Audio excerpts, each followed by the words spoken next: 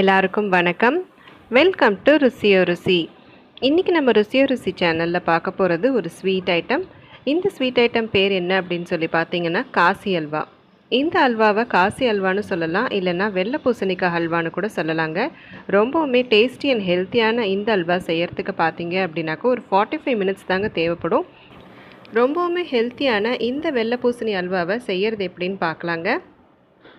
முதல்ல வெள்ளை பூசணிக்காய் எடுத்துகிட்டு அதனோட தோல் பகுதி எல்லாத்தையுமே கட் பண்ணி எடுத்துருங்க.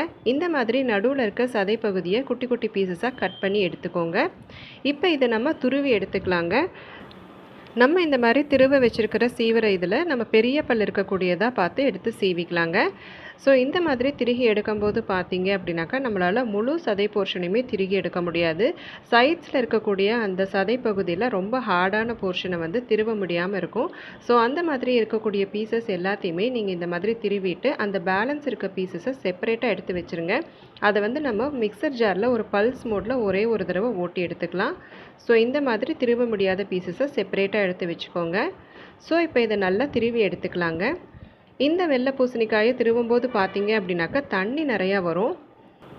இந்த வெள்ளை பூசணிக்காய் பொதுவாகவே நல்லா நீர் சத்து நிறைஞ்ச காய்ங்க. ஸோ குழந்தைங்க பார்த்தீங்க அப்படின்னாக்கா வெள்ளை பூசணிக்காயில் நம்ம எது செஞ்சு கொடுத்தாலுமே, அது சாம்பாரை வச்சு கொடுத்தாலும் எது செஞ்சு கொடுத்தாலுமே சாப்பிட மாட்டாங்க. ஸோ இந்த மாதிரி ஹல்வாவை செஞ்சு கொடுக்கும்போது ரொம்பவுமே விரும்பி சாப்பிடுவாங்க. இப்போ நம்மளால் திருக முடியாமல் வச்சுருந்த பீசஸ் எல்லாத்தையுமே மிக்சர் ஜாருக்கு ட்ரான்ஸ்ஃபர் பண்ணிக்கலாங்க. ட்ரான்ஸ்ஃபர் பண்ணிவிட்டு ஒரே ஒரு பல்ஸ் மோடில் திருகி எடுத்துக்கலாம்.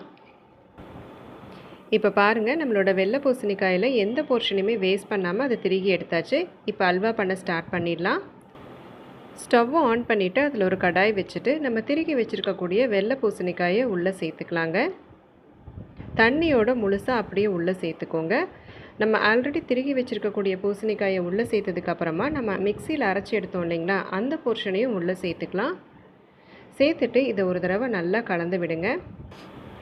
இப்போ நம்மளோட ஹல்வா பார்க்குறதுக்கு கொஞ்சம் சொதன்னு இருக்க மாதிரி தாங்க தெரியும். பட் ஃபைனலாக முடிஞ்சு வரும்போது பார்த்தீங்க அப்படின்னாக்கா ரொம்பவுமே சூப்பரானதாக இருக்கும். இப்போ இதை ஒரு மூடி போட்டு மூடி ஒரு 5 நிமிஷம் போல் ஹை ஃப்ளேமில் வேக வச்சு எடுத்துக்கலாங்க. 5 நிமிஷம் ஆயிடுச்சுங்க. இப்போ நம்ம கொஞ்சமாக குங்குமப்பூ சேர்த்துக்கலாம். நம்ம இந்த ஹல்வாவில் பார்த்தீங்க அப்படின்னாக்கா எந்த ஆர்டிஃபிஷியல் கலருமே சேர்க்க போகிறதில்ல. அதுக்கு பதிலாக நம்ம குங்குமப்பூ சேர்த்து செய்ய போகிறோம்.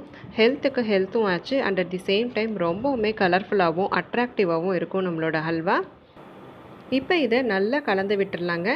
நம்மளோட குங்குமப்பூவோட கலரானது வெள்ளை பூசணிக்காயோடு சேர்ந்து அதனோட நிறமே பார்த்தீங்க அப்படின்னாக்கா நல்லா மாறிடும். ஸோ இதை ஒரு தடவை நல்லா கம்பைன் பண்ணி விட்டுடலாம். நம்ம ஜாஸ்தி எதுவுமே சேர்க்க தேவையில்லைங்க. இதில் இருக்கக்கூடிய தண்ணியானதே போதும் இந்த பூசணிக்காயானது வெந்து வரதுக்கு. இப்போ பார்த்திங்கன்னா நிறைய தண்ணி இருக்க மாதிரி இருக்கும். இப்போ இதை ஒரு மூடி போட்டு மூடி வச்சிடலாங்க. ஒரு 15 நிமிஷம் போல் மீடியம் ஃப்ளேமில் நல்லா வேகட்டும். இப்போ பார்த்தீங்க அப்படின்னாக்கா ஓரளவுக்கு தண்ணி கொஞ்சம் சுண்டின மாதிரி தெரியும்.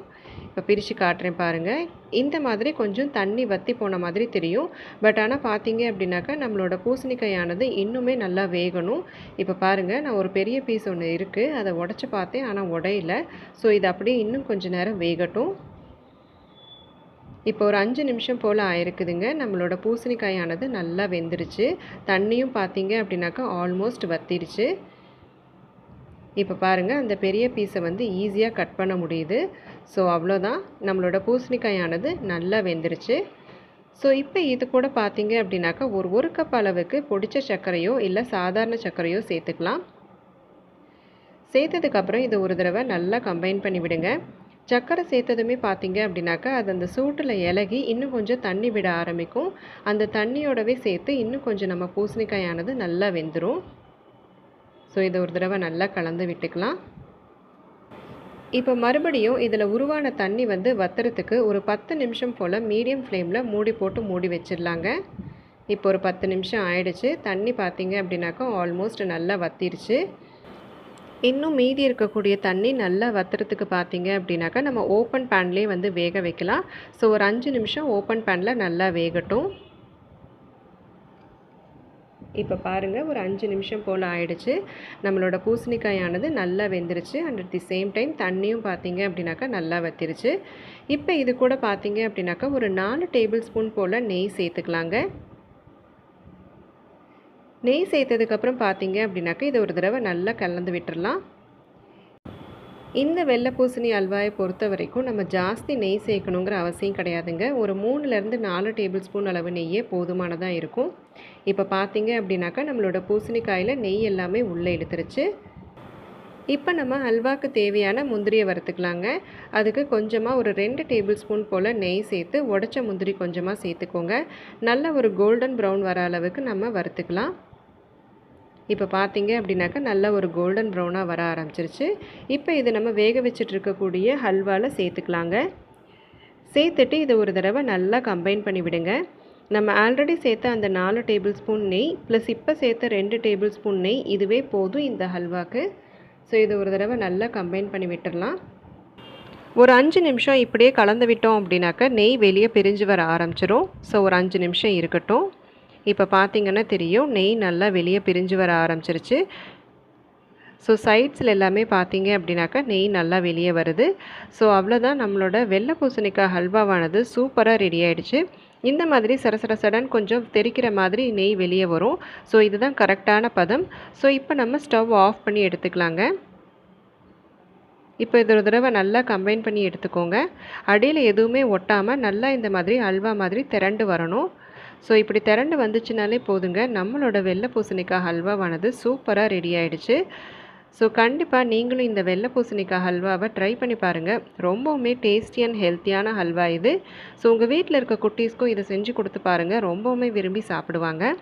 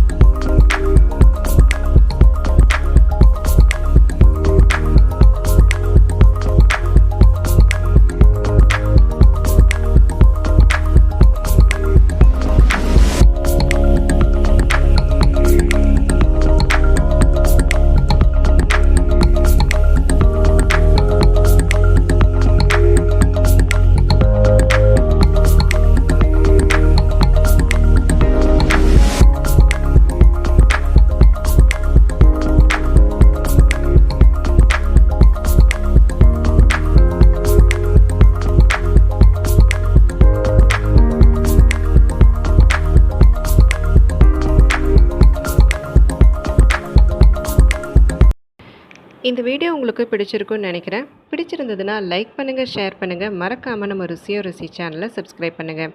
நாளைக்கு மறுபடியும் ஒரு அட்டகாசமான வீடியோவோடு உங்களை நான் மீட் பண்ணுறேன். அன்டில் தென் டேக் கேர், பாய்.